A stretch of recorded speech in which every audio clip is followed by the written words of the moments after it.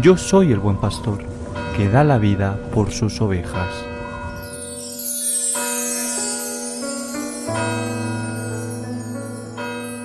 El Señor esté con vosotros. Y con tu espíritu. Lectura del Santo Evangelio según San Marcos. Gloria a ti, Señor.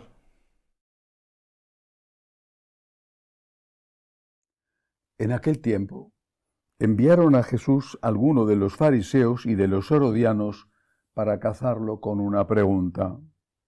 Se acercaron y le dijeron: Maestro, sabemos que eres veraz y no te preocupa lo que digan, porque no te fijas en apariencias, sino que enseñas el camino de Dios conforme a la verdad. ¿Es lícito pagar impuesto al César o no? ¿Pagamos o no pagamos?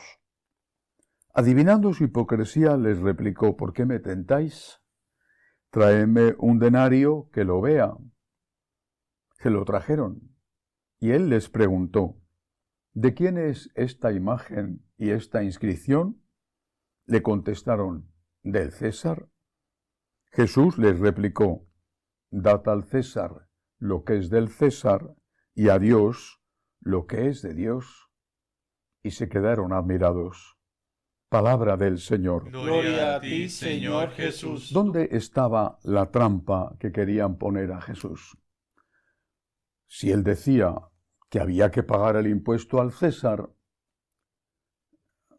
eso le desacreditaba delante de los judíos, porque ellos que pagaban estaban en contra debido a que era el impuesto que se pagaba a un invasor. Pero si decía Jesús que no había que pagar el impuesto, inmediatamente le denunciaban ante las autoridades romanas acusándole de ser un levantisco revolucionario, de sublevar al pueblo y por lo tanto la condena a muerte. Era una magnífica trampa.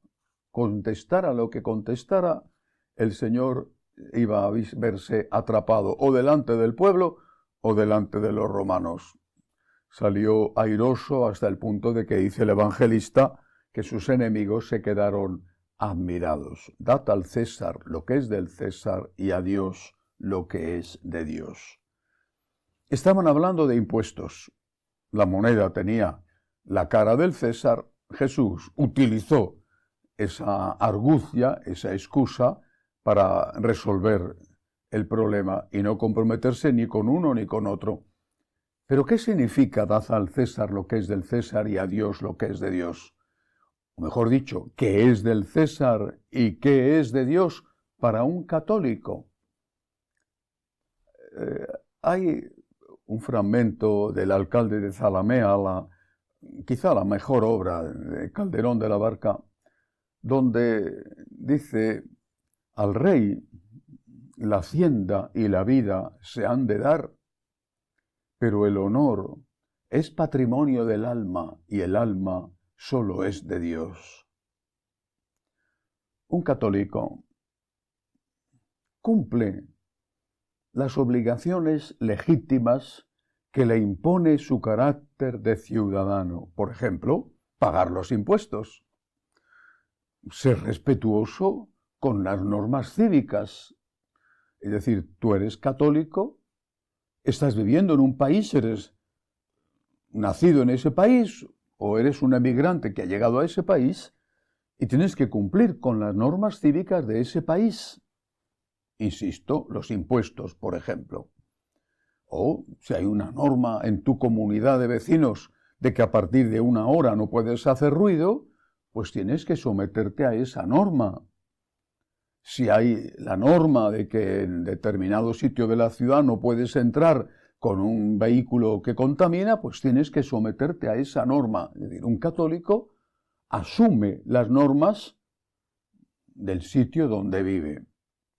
Pero ¿qué sucede cuando esas normas van en contra de su conciencia?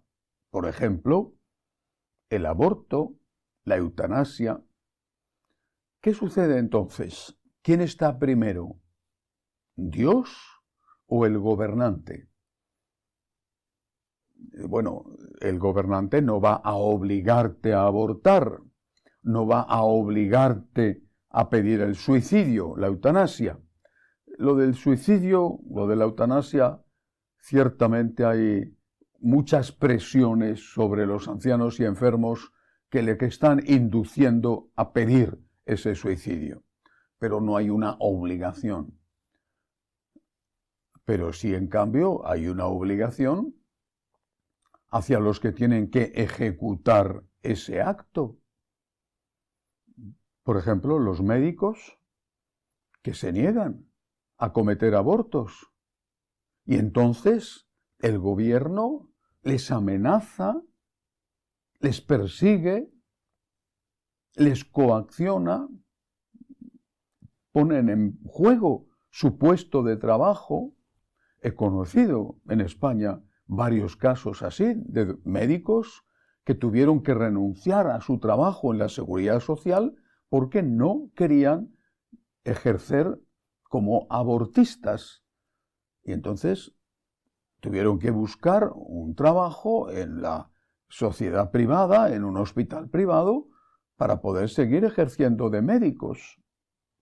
Este es un ejemplo, no es el único.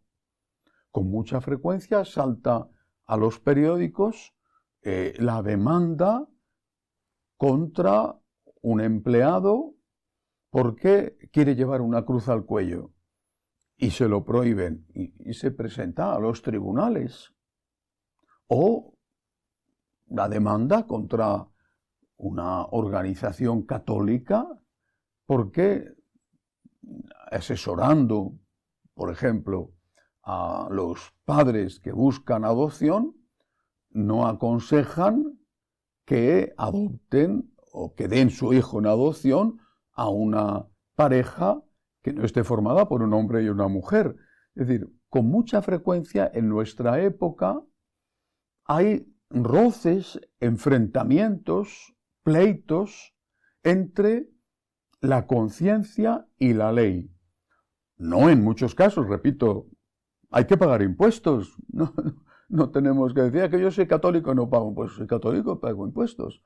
Pero, ¿y cuando esa ley te obliga? No es que la ley aconseja o ofrece, sino que la ley te obliga a hacer algo que va en contra de tu conciencia.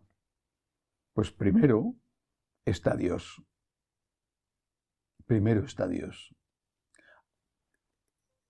Puedes hacer objeción de conciencia. Yo hago objeción de conciencia y no llevo a cabo esta acción, porque mi conciencia me lo impide. Pero es que en muchos sitios la objeción de conciencia está cada vez más restringida y hay acoso, persecución, no de fusilamiento, pero sí de pérdida del trabajo, a aquellos que se atreven a decir hago objeción de conciencia y no se les permite. En el tema del aborto es claro.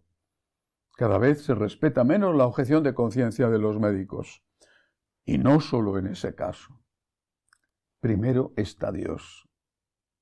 Esto los católicos debemos de tenerlo clarísimo. Primero está Dios.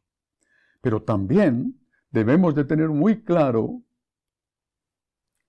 que si primero está Dios, no puedo dar mi apoyo con el voto a un partido que reprime la conciencia, a un partido que promulga leyes en contra de la conciencia católica, y mucho menos a un partido que obliga a cumplir leyes que van en contra de esa conciencia porque no respeta la objeción de conciencia.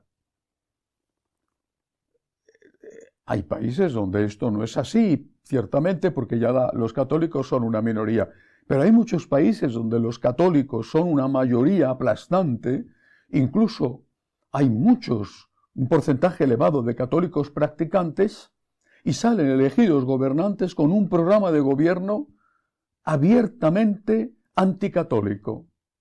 ¿Cómo es posible que esos católicos voten a alguien que va a aplicar leyes contrarias a la conciencia católica? Pues porque primero es su simpatía partidista antes que Dios. Siempre te podrás abstener. La abstención es un derecho. Pero lo que no puedes hacer como católico es apoyar partidos que promulgan leyes que van en contra de nuestra conciencia. Dad al César lo que es del César y a Dios lo que es de Dios. ¿Qué es de Dios? Al rey, la hacienda, los impuestos y la vida, por ejemplo, militar en el ejército cuando tu país te necesita. Al rey la hacienda y la vida se han de dar.